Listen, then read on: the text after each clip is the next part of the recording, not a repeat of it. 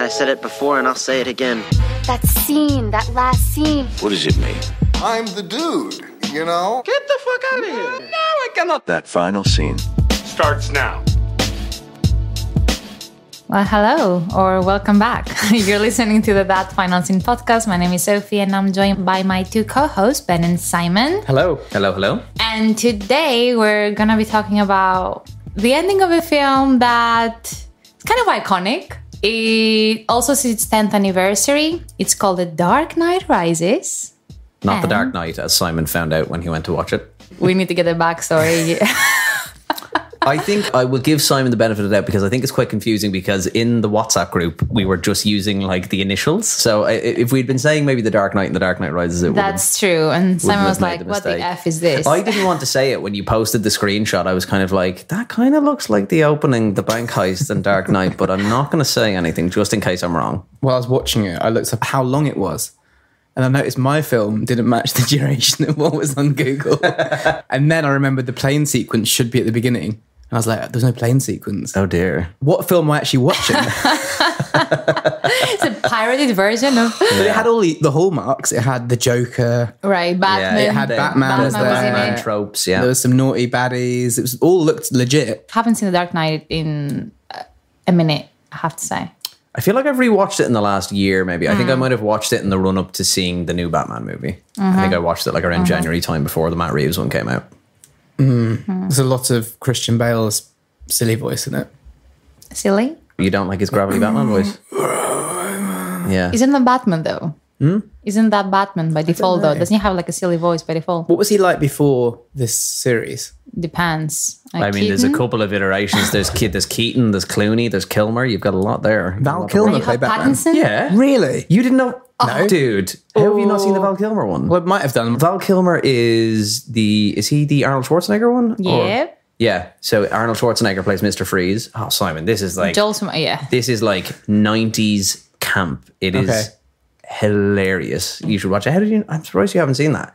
Who's the other one? Because there's two baddies in that one. Is it Tommy Lee Jones as Two-Face in that? No. Tommy Lee Jones and Jim Carrey are the baddies. Jim Carrey's in it. So Riddler. no, so it's not the same one. in the George Clooney one, you have Tommy Lee Jones as Two-Face and Jim Carrey as the Riddler.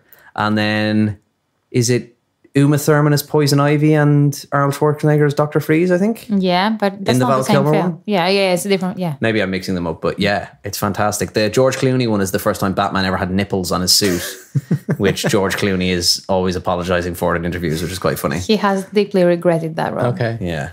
I got to about an hour and a half in, looked up the time, because I was like, it should be finished by now. And then I realised I was only halfway through and it was the wrong film. You got a lot of support on social, so... I mean, admittedly, it's the better film.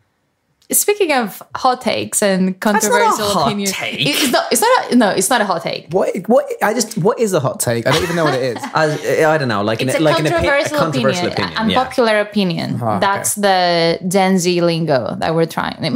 That's the Gen Z lingo of the audience we're trying to tap into. So yeah, to be honest, like Ben's opinion on The Dark Knight is not a hot take. It's more like a No. It's a commonly received wisdom. accepted fact. It's the popular take. Okay. It's the popular take. Yeah. What, so that's TDK. most people think TDK is better than TDK. It's a superior film from the trilogy. That's the common perception of the trilogy. And actually, I know some people who would consider Rises to be the... Rises. Well, yeah, we'll call it right. It's a bakery. Yeah. He has reason. But who would consider that to be the worst? Well, not the worst is the wrong word to use, but of the three films, it would be third, and Begins would be second. We heard it all on Instagram because we actually got a lot of positive feedback from people that whoever is listening at home, they're really enjoying our hot take. So we thought it would be a good opportunity to do. I'm gonna say it again. A hot take segment for the. What you just say really rude things. Yeah. No.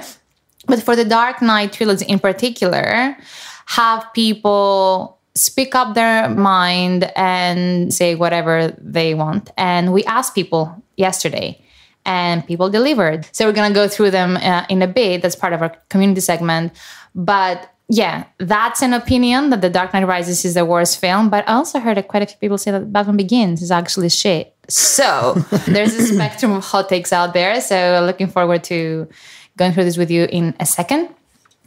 But before doing that, what have you guys been watching? After we met up Yep. at the weekend, That was Saturday, yeah. I had a hangover day on Sunday. Love it. And so therefore, So, risky business? no, I Roadhouse? loaded up the Netflix and the first thing that caught my eye was a film called Executive Decision.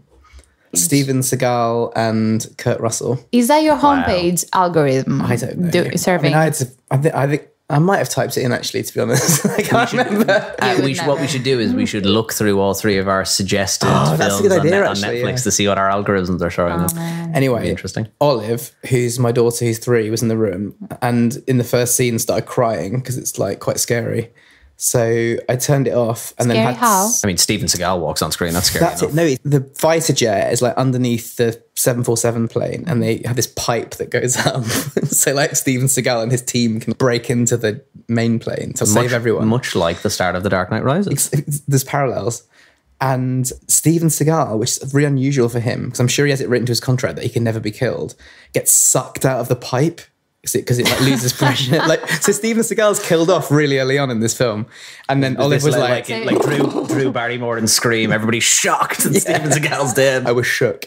So we had to turn it off and then watch Beethoven 2, Solid. which was horrific. Yeah. Solid movie about a Yeah. big dog. And did that help with your hangover? Did it make it worse? I fell asleep for most of it. So That would help. I woke up the other time. that's a I win, woke up sleeping. and then they were having a burger eating competition, and then something else. I can't remember. Yeah. Sounds good to me. So that's what I've been watching. Ben, what have you been watching? Tell me I've been something watching. about I've been watching quite a lot.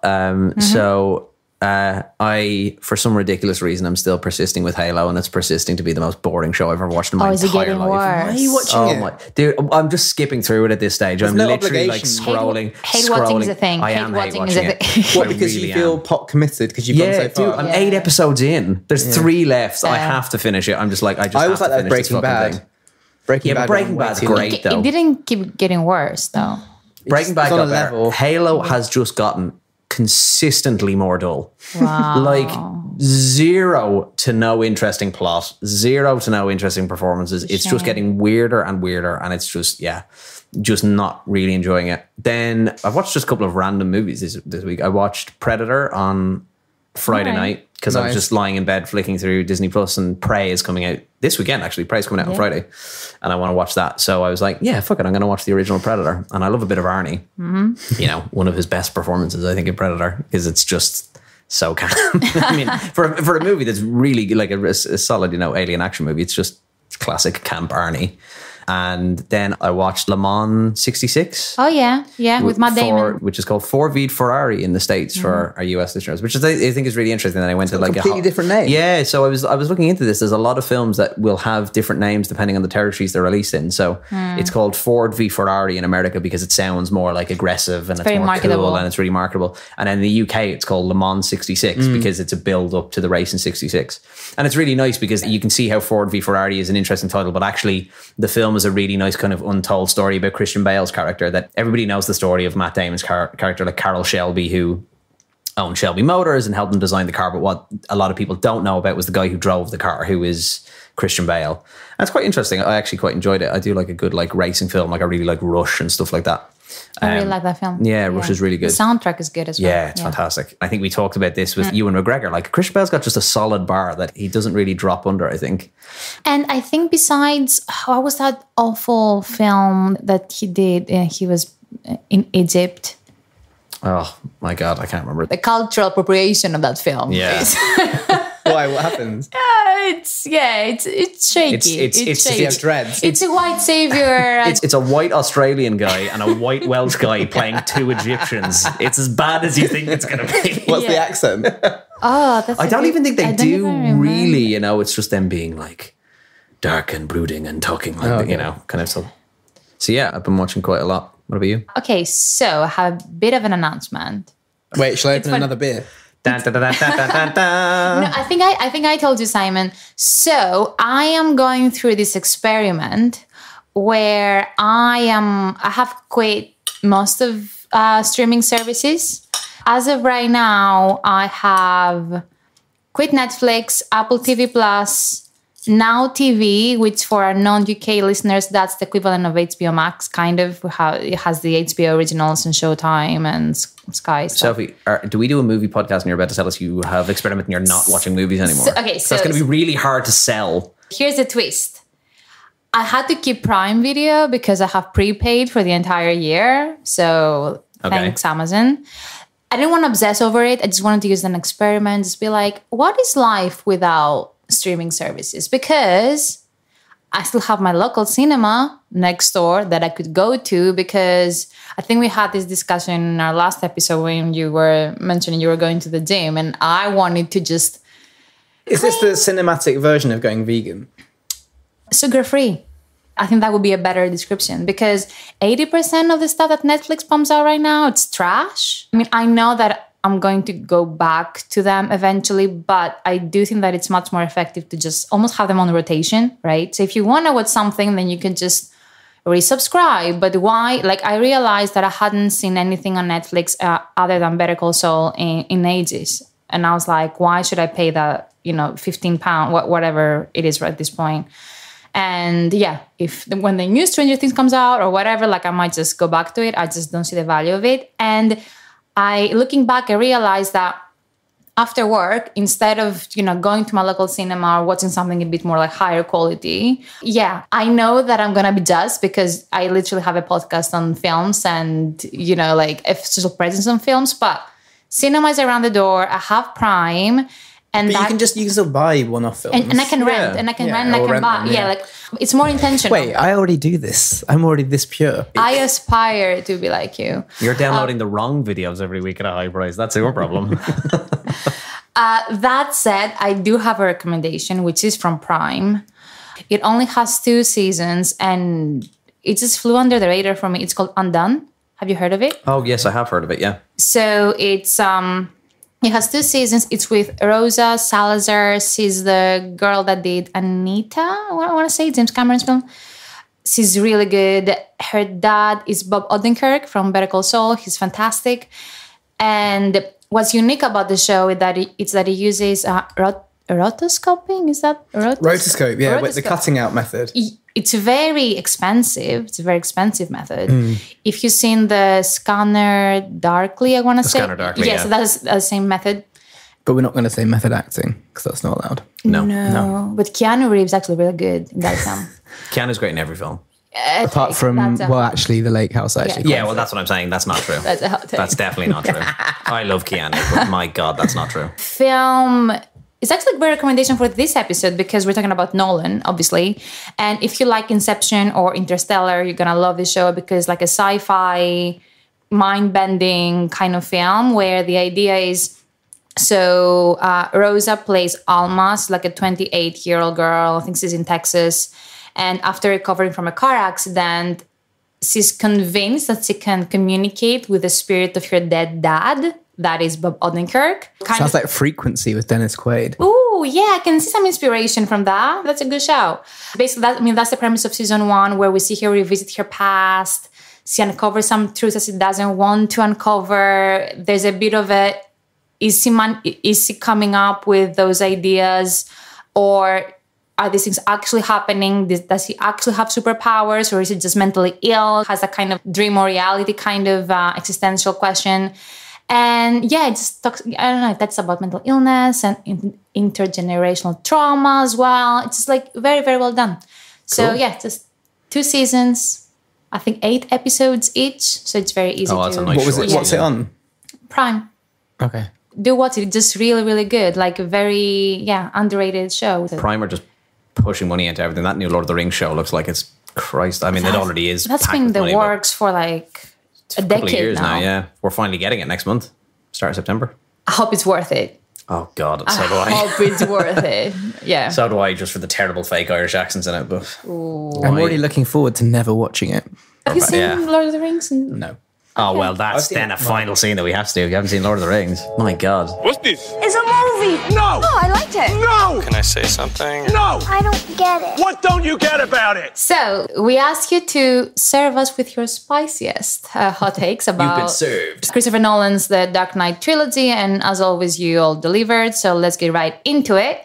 I can start with some of my faves. The problem I have with Nolan's The Dark Knight trilogy is that Batman is just too cop-friendly. The only cop he should be working with is Jim Gordon. A true Batman is an anti-cop Batman like Pattinson's. Also, Christian Bale's Batman and Bruce Wayne doesn't really have much of a presence. He's boring. It's the other characters who are trying so hard to make him look interesting. So 2 different hot takes here. I mean, is he too cop-friendly, is my question. I know in Dark Knight... He's definitely more cop-friendly than Pattinson's, yes. Yeah, but Pattinson's is an intentional leaning into we're going to make Batman as dark as humanly possible. Yes. I think it's... And this is the interesting thing about Batman, is that there's been a lot of different interpretations of what... So, like, from Tim Burton's Michael Keaton ones to the Val Kilmer ones to Christopher Nolan's to the animated series to the latest one. Batman's been open to a lot of different interpretations.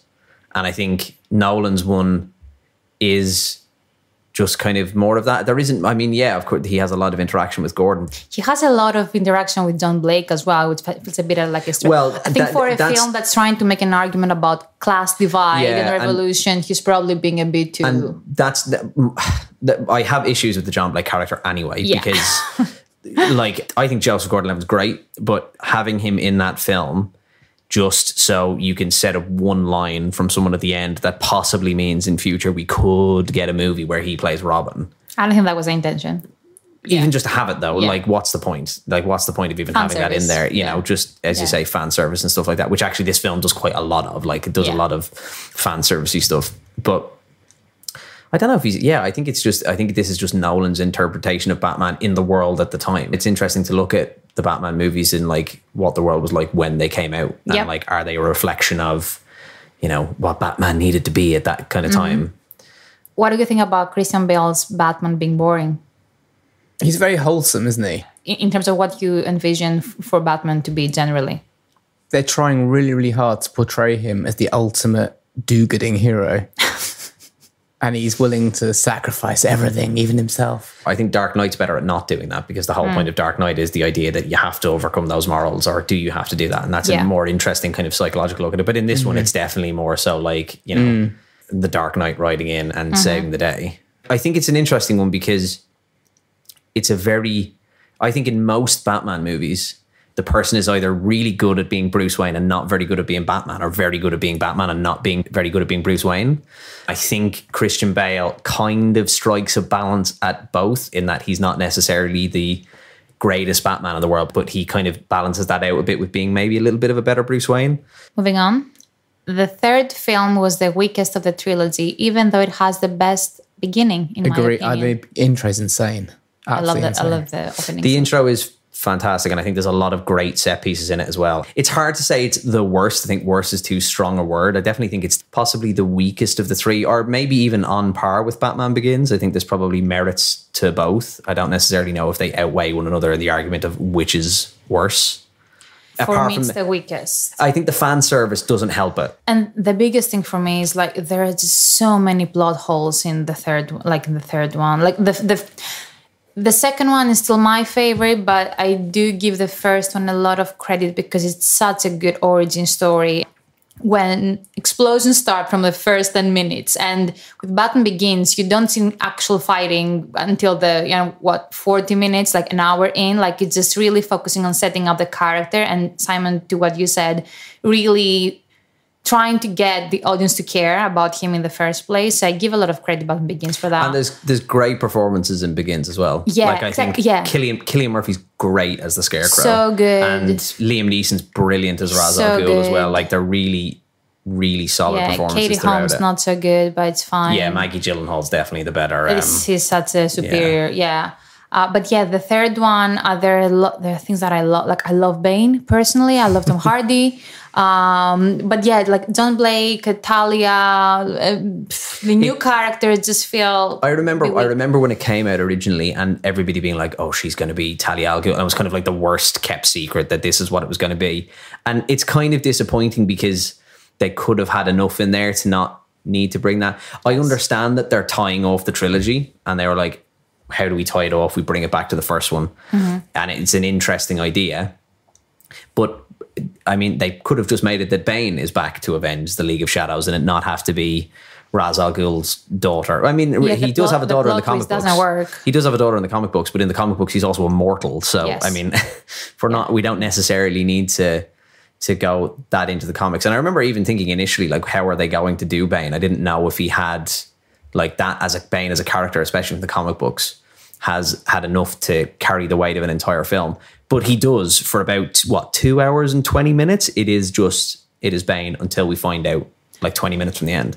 In the third film, everyone was asking for Riddler, obviously, because massive Batman villain. But Nolan was like, no, because he's a bit too similar to the Joker, where like it's more like psychological games. I want someone with like proper physicality, like a beast that can take Batman like on the ground, really, and just play with that. Even though I feel like it kind of that flipped on its head, because for me the worst thing about the third film is the fight scenes, and the choreography hasn't aged well. Stuff. Yeah, but what you said earlier is actually the fourth hot take from a listener.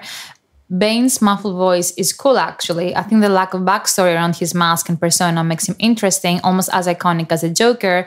The reveal that it's Miranda Tate and not him who got out of the cavern kind of sucks, though. I mean, if they hadn't done the Miranda Tate switch, it probably could have ended, and this would have helped Simon probably ended about 20 minutes earlier anyway. I had one final hot take from our community, and I think, Simon, you're probably going to be best to speak to this because you watched the film yesterday, so you have no excuse. That scene, The Dark Knight, where the Joker leaves the bank in a school bus, it looks dumb.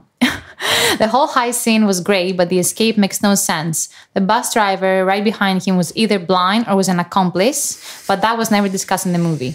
That was actually the most liked comment. That stuck out to me as well, because all the school buses are just trundling along the road, and then suddenly this school bus like just drives out of nowhere, and there's like this out of the side of a building, sort of crashes out of a building, then manages to sneak into the road and just carry on as normal. Yeah, that was a very popular plot hole. Interesting. In the film. I would say that's not really a hot take. That's just a very valid point.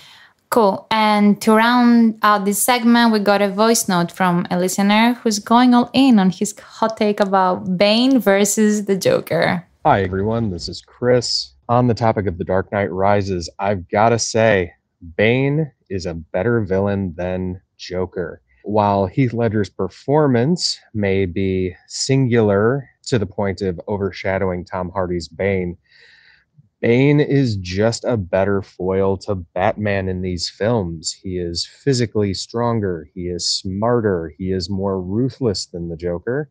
And you know, that voice just haunts my dreams. I know people love comparing villains. I just think they're great in their own respect. That's what I was going to say. It's hard to compare because Bane and the Joker are doing two different things to tell two different angles of Batman. Yeah. Like the Joker's story is about Batman's morality and what he's willing to do. Bane's story is about how he can push himself. Like it's a very different villain.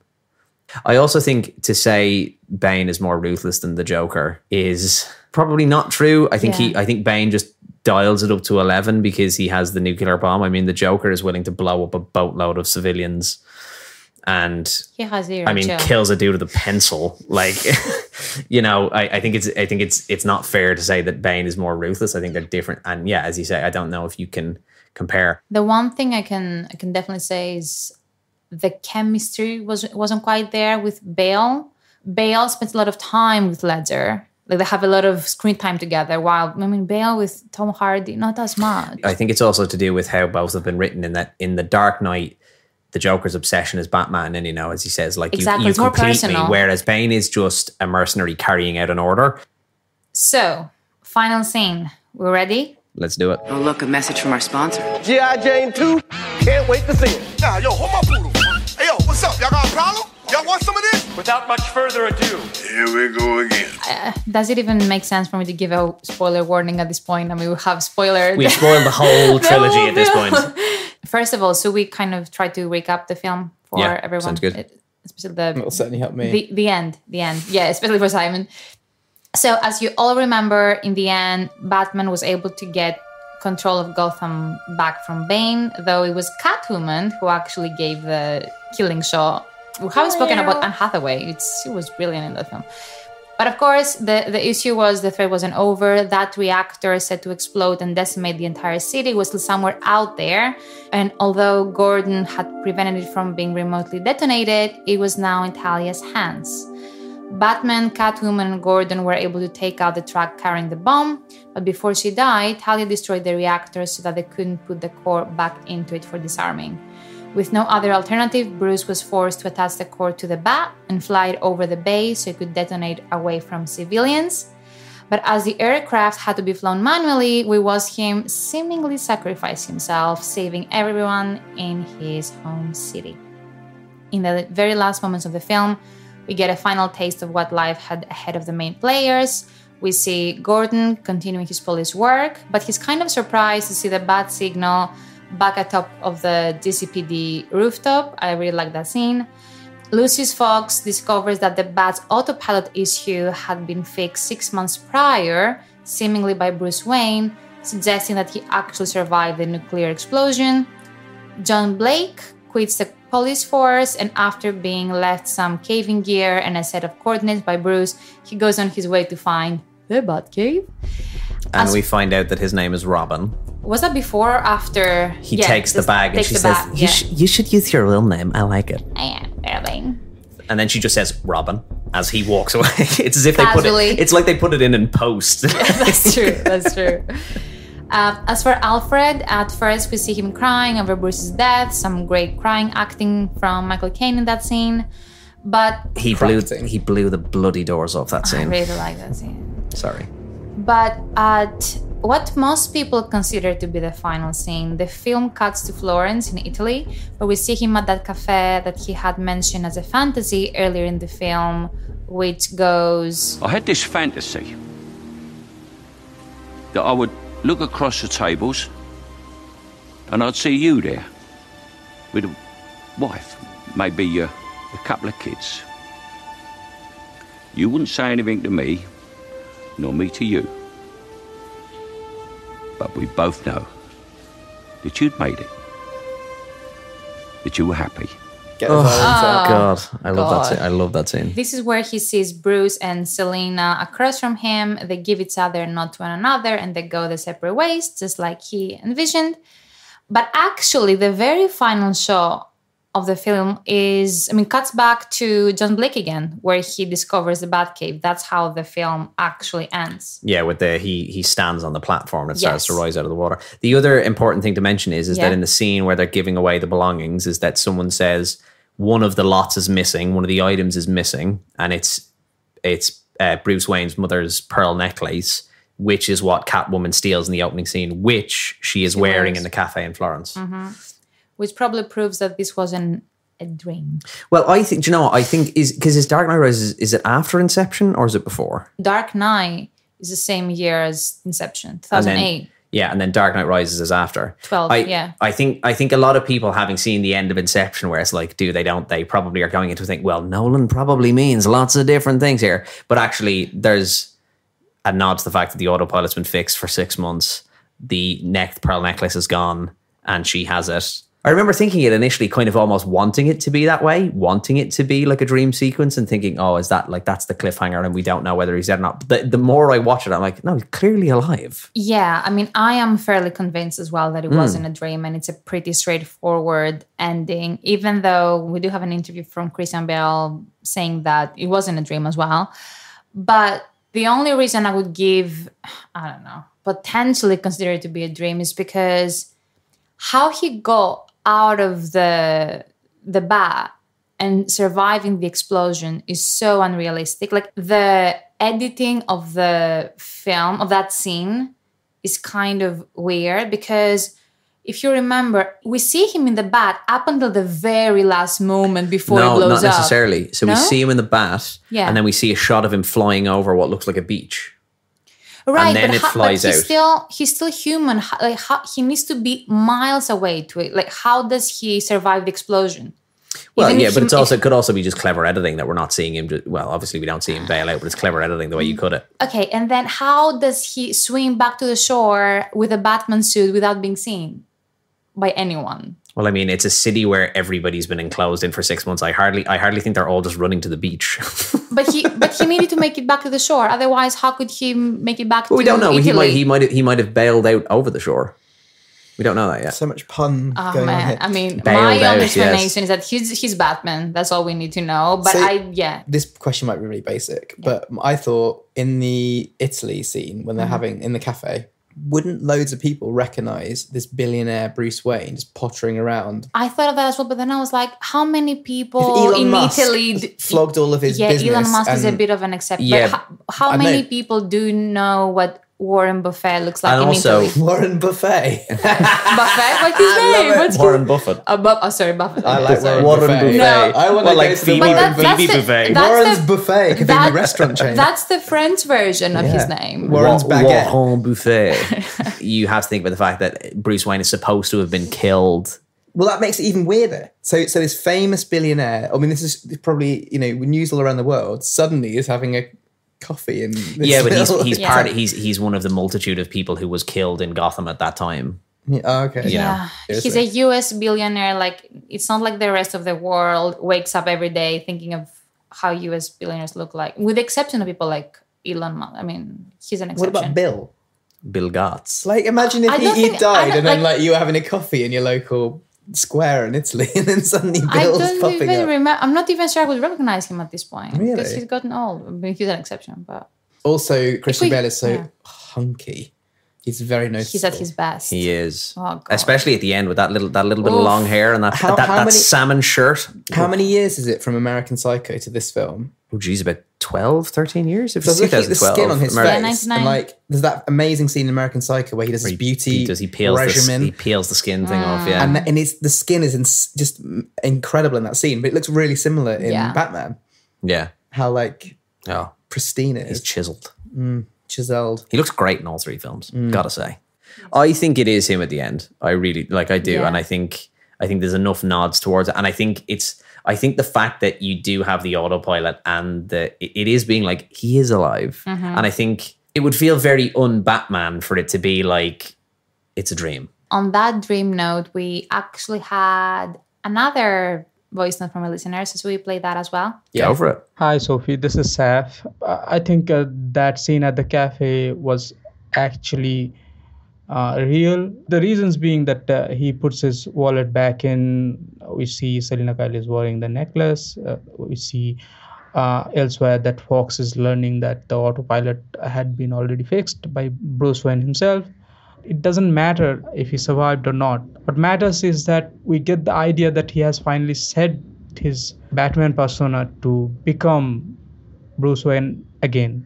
And that is supported by Robin finding the cave, and Gotham actually has a new savior in Robin, and the Batman doesn't need to come back. I do think the trilogy as a whole, whether it stands up as good or the worst of the three, even though it's not the best of the three films, I think it ties it together nicely. Like, that final scene isn't just the end of The Dark Knight Rises, it is the end of Nolan and Bale's Batman trilogy as well. And so it is, as Alfred says, it's finally giving him that out. I think, what is it, when he talks, I think in that scene as well, maybe it's just before, he says, when you disappeared as he's talking about in Batman Begins, all I ever hoped was that you just wouldn't come back, because I'd know, you'd have done something else, you'd have made something of yourself, and you wouldn't have come back. Because that's all Alfred has ever wanted over the three films since he comes back from, training with the League of Shadows. And the first one is he wants an out for him. It's all he ever wants. And because he owes this debt to his parents, that's why that scene at the end of him on the grave is so heart-wrenching. Saying that he failed his parents is because that's all he's ever been trying to do and protecting him, and letting him do the Batman thing, like letting him be Batman, but also still trying to find a way out for him, I think has always been the thing. And actually this trilogy is a nice out, closes the book. He's done. It's a romantic way to end the film. And then if we need to remember that Nolan is a romantic, right? If you look back at his film, like Inception, it's about love. Interstellar is about love. So he's much more emotional as a filmmaker, as he kind of comes across because he has like major blockbuster films, but he can be very sentimental. And I think that was his way of, that was the story he wanted to say. Even Not to bring back The Prestige, but I mean, The Prestige, there's two like really strong love stories in The Prestige as well. Yeah. So I do think that was his intention. And yeah, he's going to get criticized. I mean, there are people out there that say the ending is too perfect, too neat, too fitting, right? And I mean, fine. Look, there are some people that just love seeing Batman suffering, right? Like there is that kind of... I think too many people just like a cliffhanger as well. I think that's why people look into it. Is it a dream? Is it not a dream? Because I think too many people want to hang on to the belief that there could be something more, or that it's a dream, or, you know. I think this is why he ends with John Blake finding the Batcave rather than the scene in Italy. Because ultimately, the point that he wants to make, as you said, is that, okay, so the Christian Bale's Bruce Wayne storyline, that's over. Or at least we can let him be. Right now, that's the idea. But he was never going to be Batman forever, right? The idea is that Batman is a symbol, right? It transcends like a human body in a way. It transcends like Christian Bale, like whoever, the former Christian Bale. That's what's a bit contradictory in my opinion, because even though John Blake, we see him say, okay, my name is Robin, at the same time, in the very final shot, the suggestion is that he's going to become the next Batman in a way. What they should have done is there's an old Batman cartoon called Batman Beyond, where basically Batman is an old man. This young guy breaks into his house, and then it becomes that he becomes Batman. Batgran. And background, yeah, pretty much background, yeah. It's called Batman Beyond. It's really good.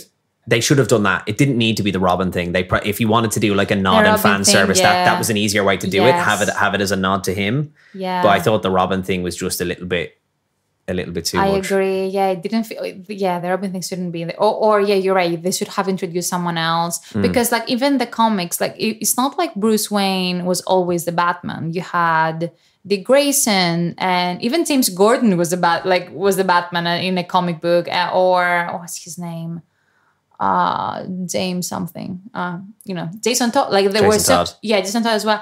So it's not like Bruce Wayne is tied back to that Batman identity. If you go back to Batman Begins, one of the things that he talks about when developing the idea of being the Batman is that I can't just be a man, I have to be a symbol. Yes, he says that to John Blake. Oh, and he says it and he says it to John Blake as well, I think, early when they are in that car. Yeah, you're right, yeah. So I think Nolan really liked that idea of I'm just kind of giving up the suit to someone else. And that's it's very symbolic in a way.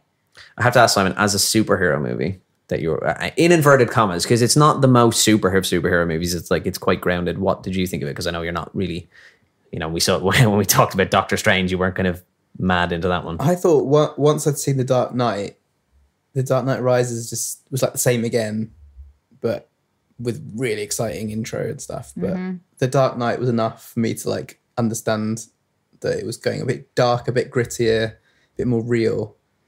It's interesting because it could have ended. Yeah, it could have ended with that end of The Dark Knight where, Harvey Dent is dead and Batman is the quote unquote villain. My hot take would be that it's a children's cheddar script with quite aggressive violence laid on top for adults. Dark Knight Rises. Or Dark Knight. Both of them. I think I would agree with that about Rises. I don't necessarily think The Dark Knight is that way. I think The Dark Knight has a little bit more to it. Binary. It's very like good, and it's always delineating good and evil very clearly. But I think that's what The Dark Knight does well. The Dark Knight does well in that it takes the line of good and evil, and the whole point of the Joker is pushing Batman to find the line. That's why it's different. Yeah, and Two-Face as well. Yeah, can't forget Aaron Eckhart, can we? The first time you see the Christopher Nolan and Batman is like, you can't repeat that. Once you see that the first time, that's a really amazing moment where you're like, shit, this is really dark and gritty. And you can't ever get back to that again.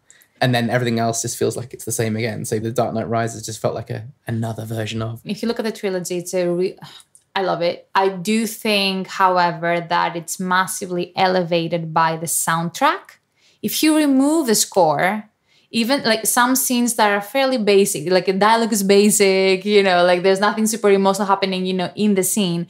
But the score throughout is so incredible that elevates everything, elevates the, more the slower scenes, elevates the more like fighty scenes.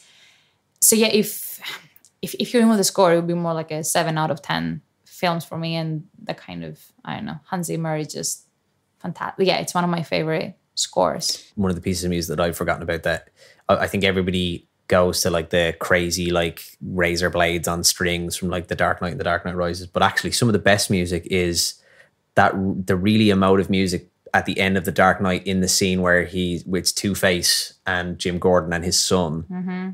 Those strings are brilliant, and it's not the really intense, like, as I say, like razor blades on the strings. It's just this really emotive piece of like orchestration. It's brilliant.